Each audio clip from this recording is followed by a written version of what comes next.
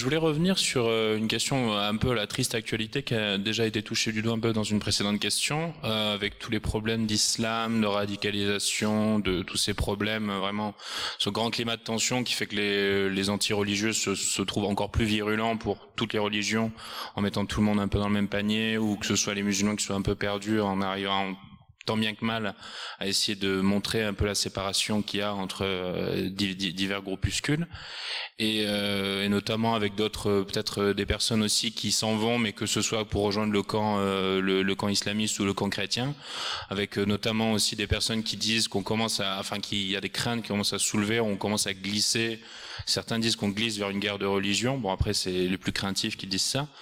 Mais ce que je voulais savoir, c'est que nous, en tant que chrétiens européens, au-delà de la prière, comment on se place dans le dialogue, dans la communication, que ce soit pour des personnes athées, des personnes entre guillemets anti-religieux, ou des personnes musulmanes, etc. Comment, un peu dans ce dialogue global, on arrive à se placer, nous, en tant que chrétiens, pour témoigner de notre foi quand même, en ayant un dialogue construit, au-delà de la prière, justement, là.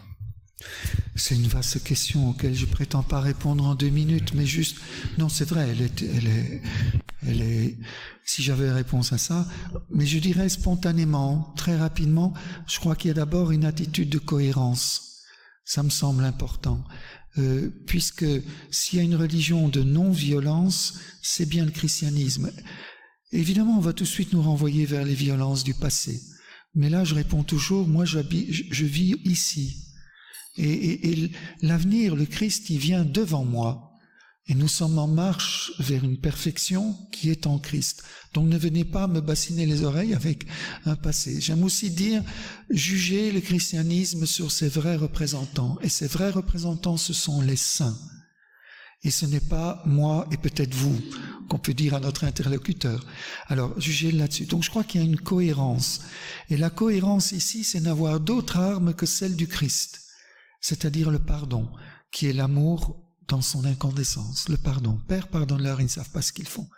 Et là, nous avons un exemple énorme avec nos frères chrétiens d'Orient, qui parviennent, je n'ai pas encore entendu de la haine sur les lèvres d'un chrétien d'Orient, pourtant Dieu sait s'ils sont persécutés.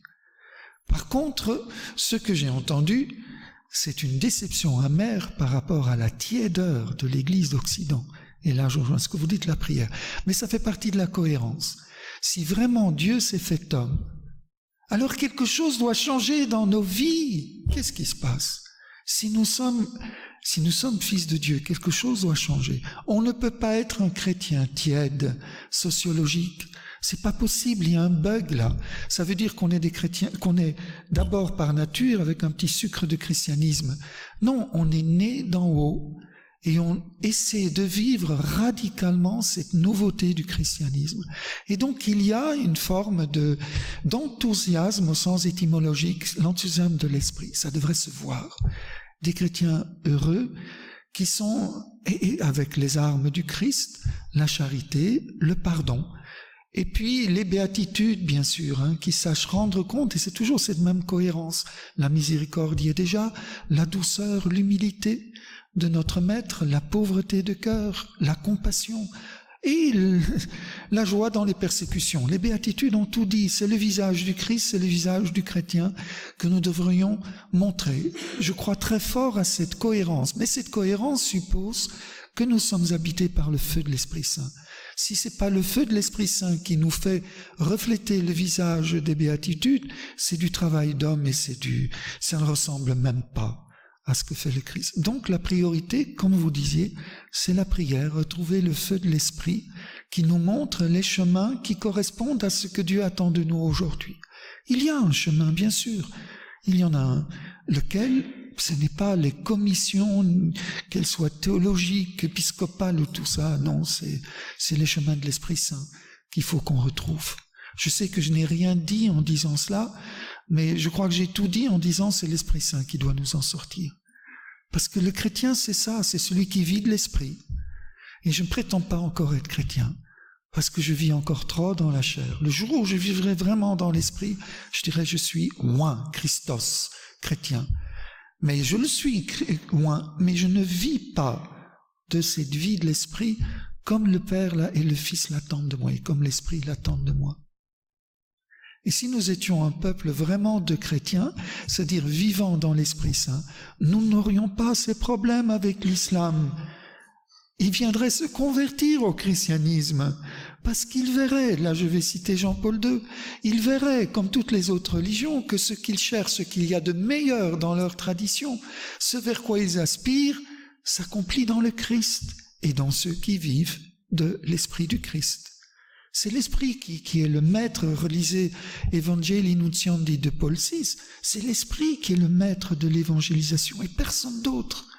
Alors, je suis sûr que si nous étions chrétiens, tous ces problèmes fondraient comme neige au soleil. Le seul qui subsisterait, ce serait de la violence de ceux qui ont pris prétexte de ces différences religieuses pour vouloir éliminer toute forme de religion et installer une mondialisation purement humaine, la tour de Babel, en quelque sorte. Cela, oui, mais alors ce sera à visage découvert, les prétextes et les excuses n'iraient plus, et là ce serait effectivement une persécution ouverte contre le christianisme. Mais sincèrement, j'aimerais mieux ça que ce qui est larvé ici, où finalement on ne dit pas l'intention l'intention cachée qui fait agir. Mais je crois qu'on y arrivera. Je crois qu'on va vers une clarification où les camps vont devoir s'affirmer de plus en plus clairement et on devra choisir d'être vraiment chrétien.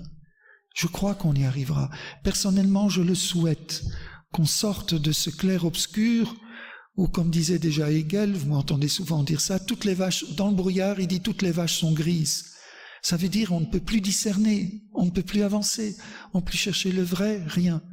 Et je souhaite que le brouillard se dissipe et qu'on voit clairement pour qui militons-nous, pour le Dieu d'amour ou bien pour le prince de ce monde, que ce soit clair.